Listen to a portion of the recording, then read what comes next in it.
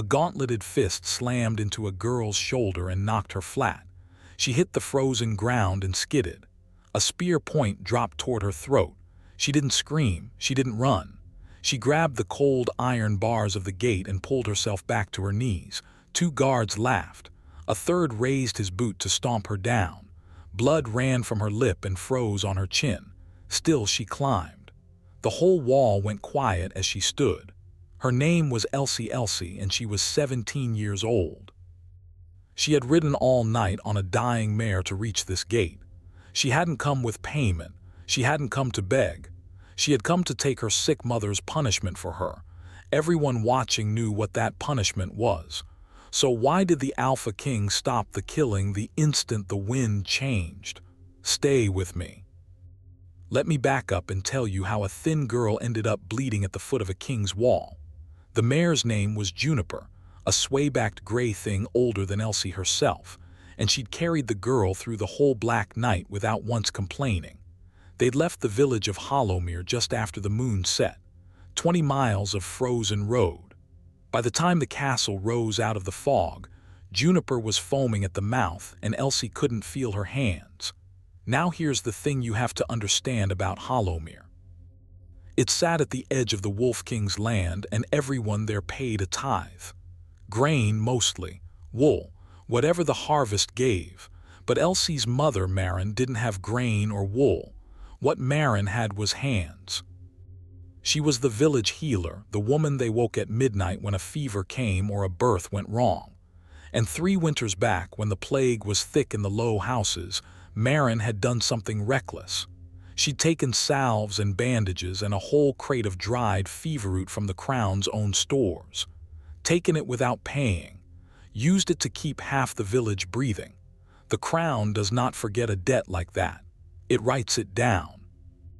So when the summons came, a strip of black parchment nailed to the healer's door, the king's seal pressed into red wax, it named Maren Warwick, and it named a date and it named a price.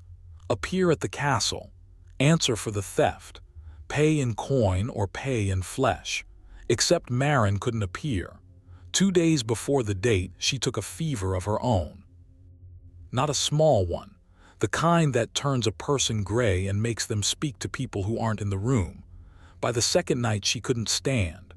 By the third, she lay on the cot by the fire, mumbling apologies to a debt she was too weak to answer. And Elsie made a choice. She didn't tell her mother. She knew if she asked, Maren would try to crawl to that castle on her hands and knees and die on the road doing it. So Elsie waited until the fever pulled her mother under, banked the fire, packed a heel of bread and a wedge of cheese, kissed the hot forehead once, and walked out into the dark to saddle a mare that should have been left to rest. She rode the whole way telling herself the plain truth would be enough. She wasn't a fool. She knew the stories about Draven Voss. Everyone did. They said he was 100 years old and looked 30. They said his eyes went silver when he was angry. They said he'd once torn a lord's throat out at his own supper table for lying about a harvest count and finished his wine after. The Alpha King, the beast of the north, the man who never smiled and never forgave and never once let a debt walk out his gate unpaid. Elsie knew all of it. She rode anyway. At the gate, the guards laughed at her. Of course they did. A girl in a patched wool cloak, lips blue, riding a horse that could barely lift its head. She got down out of the saddle, and her knees nearly buckled, and she stood as straight as she could, and said the words she'd practiced the whole ride. My name is Elsie Warwick. My mother is Maren Warwick, the healer named in the summons. She's too sick to come. I've come in her place. That's when the first fist landed, not because she'd said anything wrong, just because she was small and cold and there, and the men on that wall were bored. They knocked her down to see if she'd cry. She didn't. She got up. That's the part that changed everything, though nobody knew it yet. She got up. And that is exactly where we came in, a girl on her knees, a boot in the air, a spear at her throat. Now let me tell you what happened next, because it is not what anyone expected. The boot never came down. A voice cut across the courtyard, low and flat, and every soldier on that wall snapped straight like puppets on a single string. Who gave the order to strike her? Elsie lifted her bleeding face. He came down the great stair alone. No guards, no crown, just a dark coat and dark hair and a stillness that made the whole busy courtyard feel like it was holding its breath. He was tall, broad through the shoulders in the way soldiers are, but that wasn't what made the men flinch back from him. It was the quiet. He moved quiet. He looked at things quiet. And when his eyes went across the guards who'd been laughing a moment before, the laughing was very much finished. This was Draven Voss. And you could see it land on Elsie's face the second she understood who she was looking at. "She threw herself at the gate, my lord," the bootman stammered. "She had no payment. She's the healer's whelp, the debtor. We were only—" "You were only," Draven repeated. He didn't raise his voice. He never once raised his voice this whole story, and I want you to notice that, because a man who doesn't need to shout is the most dangerous kind. "Bring the debtor's account. I'll hear it myself." The steward scurried off, and Draven Voss walked the last few feet across the frozen stones and stood over the girl on her knees and looked down at her the way you look at a problem you intend to solve permanently. Elsie looked up at him, and the wind changed. I want to be careful here because this is the exact moment the whole story turns. It was just wind. A gust came off the mountain and it carried the smell of her up to him. Blood and horse and wood smoke and cheap wool. And underneath all of that, something else. Something he had not smelled in 100 years. Let me tell you what lives inside a man like Draven Voss. There's a beast in him. A real one with teeth. Most days it sleeps like an old dog, but it never truly rests. For 100 years it had whispered to him, "Kill, take, trust no one." It had made him hard, and it had made him alone, and it had made him the kind of king that villages tell their children about to frighten them into behaving. He'd stopped fighting it a long time ago. He'd simply let it steer. And now, standing over a bleeding girl at his own gate, Draven Voss felt the beast go silent. Not angry, not hungry, silent. For the first time in 100 years, the thing inside him stopped whispering and just stopped. It went still, the way a whole room goes still when someone you've been waiting your entire life for finally walks through the door. Mate. The word arrived in him without his permission. It wasn't romance. It hit him like a blow to the chest. So hard he actually took half a step back, and the entire court saw their king flinch, and not one of them understood why. He crouched down, slowly. The beast of the north lowered himself to eye level with a peasant girl in a torn cloak, and the whole courtyard forgot how to breathe. "Say your name again," he said. "Elsie," she whispered, "Elsie Warwick. And you came here to die for a debt that isn't yours." "It's my mother's," she said, "but she raised me, so it's mine too." He looked at her for a long moment. Then he did something no one on that wall had ever seen Draven Voss do. He took off his own dark coat, the good one, the heavy one, and put it around her shoulders, just like that, over the wool and the blood. "Get up," he said quietly. "You'll come inside, you'll eat. And no one," he lifted his voice just slightly, just enough for the wall to hear, "no one puts a hand on this girl again. Not a finger. The man who does answers to me." He stood. He turned to the frozen, staring court, and he said 5 words that broke 100 years of law. "The debt is forgiven, fully." You could have heard a pin drop on snow. Now the steward, a thin, gray, careful man named Corwin, who had served 3 kings and outlived 2, stepped forward with the account book still open in his hands, and his face had gone the color of the parchment. "My lord," he said softly, "forgiveness of a crown debt requires the council's seal. There is precedent, if you simply—" "I am the precedent," Draven said, and did not look at him. He walked back up the great stair with the girl beside him, wrapped in his coat, and the doors of the castle closed behind them. And that, my friends, is where everybody thought the story ended. A cruel king shows mercy. The poor girl is saved. Roll the happy music. If you're still with me this far, if a bleeding girl who wouldn't stay down got her hooks in you the way she got them in me, do me one small favor and hit that subscribe button. This channel lives on people like you, and I've got a lot more of this story to tell. Because the truth is, the danger for Elsie Warwick hadn't ended at that gate. It had only just started. And the man most desperate to keep her alive was about to find out he might not be strong enough to. Let me show you what I mean.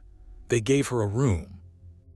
A real one, with a fire and a bed and a basin of warm water, higher up in the castle than any villager had ever slept.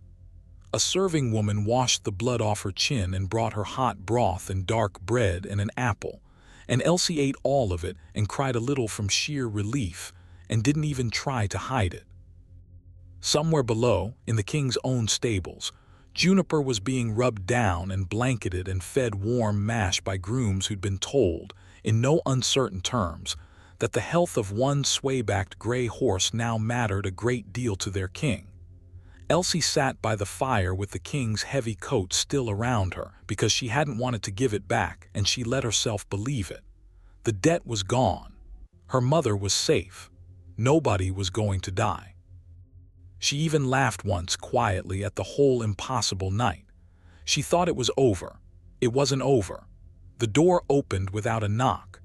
Steward Corwin stepped inside and shut the door behind him very carefully, and he was not alone. Behind him came two men in the dark red of the king's council, and a third in the white robes of the moon priest, and none of them were smiling, and the priest was holding a length of silver chain. "You need to come with us," Corwin said, quietly, "while there's still a chance of doing this quietly." And just like that, the whole nature of the thing changed. Here's what Elsie didn't know, sitting there by the fire with her borrowed coat. In Valemore, the king's word was not actually the highest law. There was an older law, a pack law, from before there was ever a crown at all. And that law said something very specific about an alpha and the woman his beast chose. It said she was a threat to the throne, because a mated alpha is a soft alpha. A mated alpha protects one person over the pack, and 100 years of hard men on that council had built the whole kingdom on the promise that Draven Voss would never be soft again. They'd smelled the change in him same as he had. Half the council were wolves themselves, and a wolf knows the scent of a mating bond the way you know your own mother's voice. They knew before he did what she meant. And a mate the king had already publicly claimed that they could not allow. "You're hurting no one," Elsie said, standing backing toward the fire. "The debt's paid. He said it himself. He forgave it." "The debt was never the danger, girl," the moon priest said gently and uncoiled the silver chain. "Silver, if you don't know, burns a wolf. It also binds a wolf's mate, holds her still, keeps her scent from reaching him through stone. You are, and I am truly sorry for it. You seem a decent child. But there are 12,000 souls in this kingdom, and there is one of you. The mathematics of it are not cruel. They're only true." "Where are you taking me?" "Somewhere he can't follow the scent," Corwin said. "The old cells, below the water line, and then before the moon is high, somewhere farther still. It has to be tonight. Once the bond sets in him, once he's had a full night of it, there won't be a council in the world that can pull him off you. So it's tonight or it's civil war. Come." She ran, of course she ran. There was one small window and she went for it, and the priest's man caught her by the wrist, and she bit him, actually bit him, hard enough to draw blood, this girl who would not stay down, and he swore, and the chain went around her wrists. And the cold of the silver was nothing to her, but the meaning of it was everything. And they marched her out a servant's door, and down a stair she'd never climbed, and into the dark under the castle. And nobody in that bright, warm court above ever heard a sound. Now, Let me tell you where Draven was while this happened, because it matters. He was standing in the great hall with his back to the fire and both hands braced on the mantle, and he was shaking. Not from cold. 100 years of that beast steering him, and now it wanted one thing, one single thing, and it wanted it so badly he couldn't think. He'd sent everyone away. He was telling himself she was a child, she was a peasant, she was under his protection and nothing more, and every word of that was a lie, and his own beast knew it. And then up through the stone, faint and then gone, he caught it. Silver. The bitter, cold, wrong smell of silver in his castle, and under it, fading, going down and away from him, her. His head came up like a hound's. He didn't call for guards. He didn't reason it out. He went from the fire to the far door in about 4 strides, and by the time he hit the stair his eyes had already gone silver too, bright as coins, and the growl that came out of him was not a sound a man makes. Servants dove out of his path. He took the lower stairs 3 at a time, following a scent trail through his own home like a wolf runs a deer, down and down, past the wine cellars, to a low iron door that had not been opened in a generation. Behind it, torchlight and voices and the smell of her fear. He hit the door without slowing. It came off its hinges. What the men in that cell saw in the doorway was not their king. It was the thing their king kept chained. Too tall, shoulders wrong, teeth wrong, eyes like 2 silver moons. The 2 council men bolted straight past him and lived. The priest's man who'd been struck raised a blade and did not. I'll spare you the worst of it. I'll only tell you it was fast, and it was final. And when it was over, there was one man left standing in that cell besides Elsie, and that was old Corwin the steward, who had not run, because Corwin was too old and too tired to run and had frankly made his peace with dying tonight one way or another. Draven turned on him. That silver gaze fixed on the last man in the room, and the beast rose up in him to finish it, and a low killing sound built in his chest. Draven. One word, her voice, small and cracked and steady. He froze. Draven, don't. Elsie stepped between the king and the old man, between the beast and its last kill. She held up her chained wrists, the silver still burning cold against her skin, and she did not back away from him even though he was the most frightening thing she had ever seen in her life. He's just a scared old man who thinks he's saving people. Look at him. Look at me. Draven, come back. And here's the thing. Here's the whole thing right here. The beast that had steered him for 100 years, the beast that no council and no priest and no army could master, went quiet at the sound of her voice. Same as it had at the gate. The silver drained out of his eyes. His shoulders came down. His breathing slowed. And the man came back into his own body, shaking, staring at his own hands, at the blood on them, at the wreck of the cell. He crossed to her, and very gently, with fingers that could tear iron, he worked the silver chain off her wrists and let it fall to the stone. "You're bleeding," he said. It came out rough. "You're worse," she said, and touched a gash on his arm without even thinking about it, the healer's daughter in her doing it before her fear could stop her hand. He looked at her. She looked at him, and whatever it was that had passed between them at the gate finished passing. Then he turned to Corwin, and the old steward flinched, waiting for the end. It didn't come. "You thought you were saving the kingdom," Draven said. His voice had gone very quiet again. "You served my father when he chained the beast the first time and told me it was strength. You've watched me be alone for 100 years and you called it strength too. Look at me." He gestured at himself, at the blood, at the wreck. "This is what your strength built.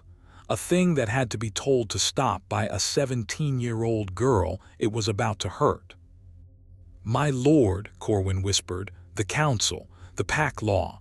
If you keep her, I am not your enemy. I am telling you what will come. They'll call it a challenge to the throne. They'll name a champion. By dawn." Draven was quiet for a moment. "Then let them," he said. "Send word tonight, all of them." The full council, the priests, the high houses in the great hall before the moon sets. If they want a challenge, they'll make it to my face. Not in a cellar, not to a chained girl in the dark, to me, in the light. Now go before I remember what you nearly did." Corwin went.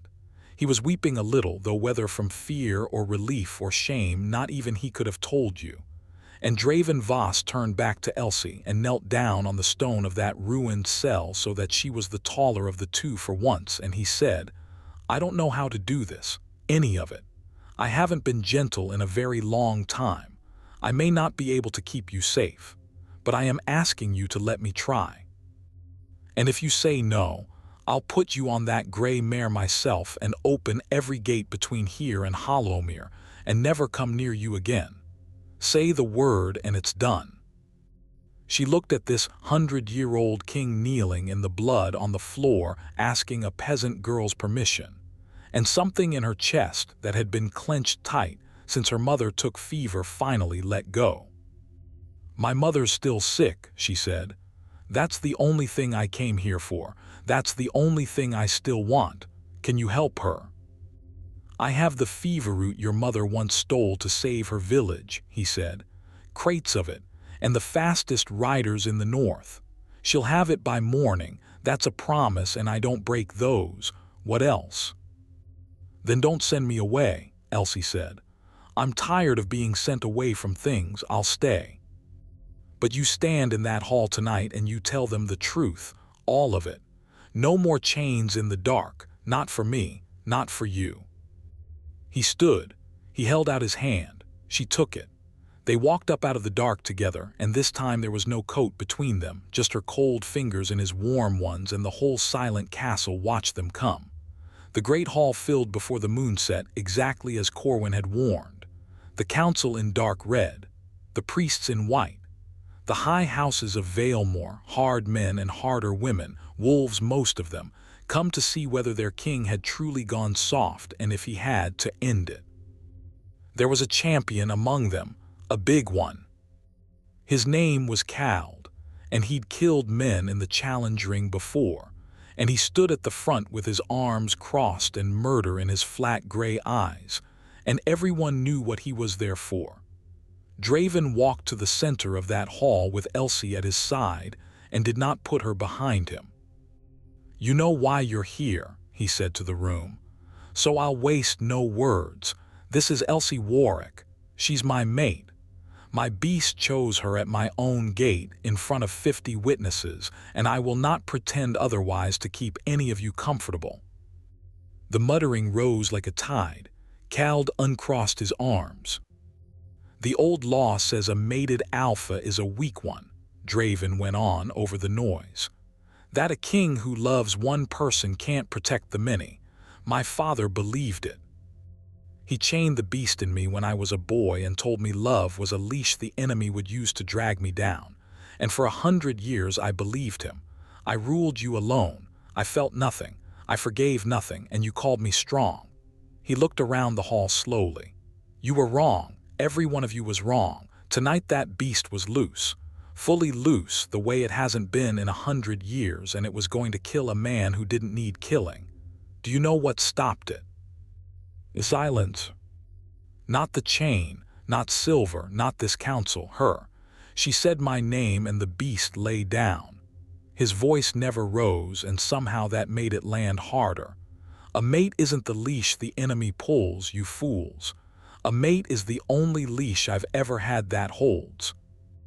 I have never been safer to be near than I am tonight, and it's because of her. So," he turned and looked directly at Cald, "you came to challenge for the throne. Come on then. But understand what you're really here to argue. You're not here to say I've grown weak. You're here to say I should go back to being a thing that has to be chained in a cellar. Look her in the eye and tell her that's the king you'd rather have.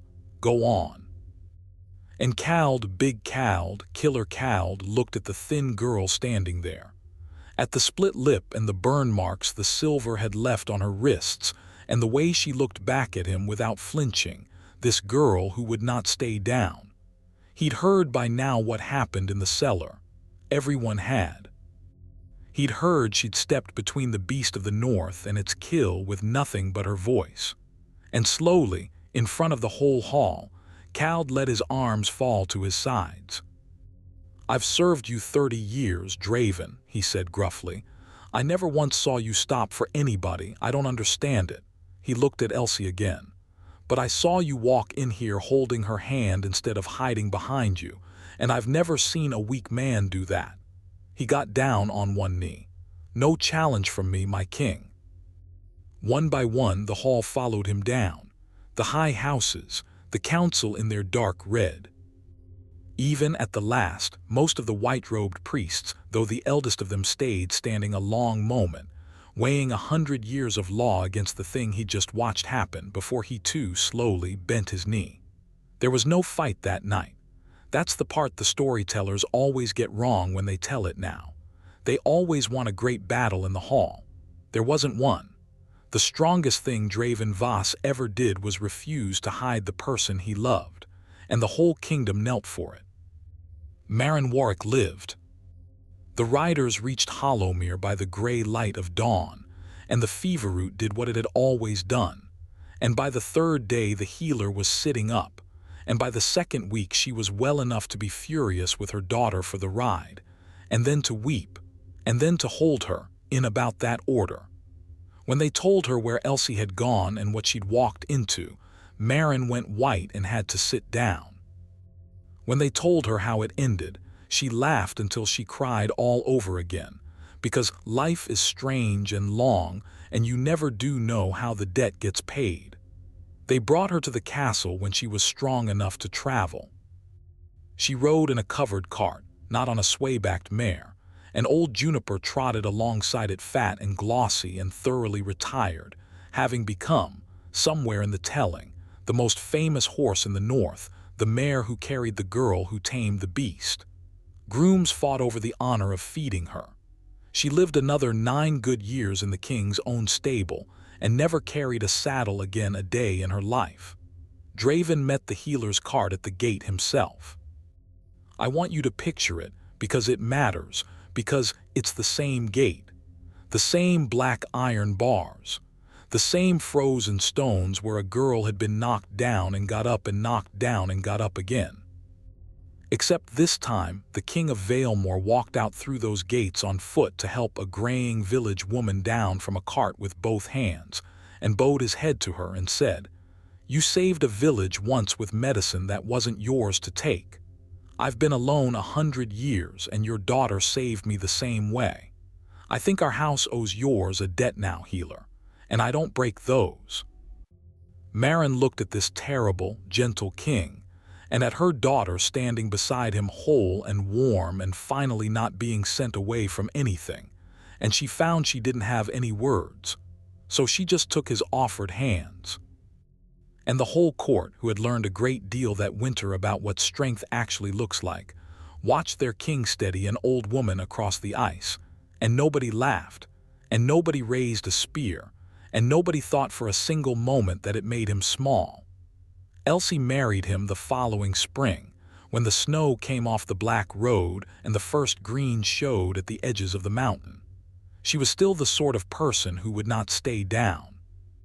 She learned her mother's craft and set up a healing house inside the castle walls that any soul in the kingdom could walk into, coin or no coin, debt or no debt. And the king signed it into law that no crown debt in Valemore would ever again be paid in flesh, only in kindness, only in work freely given.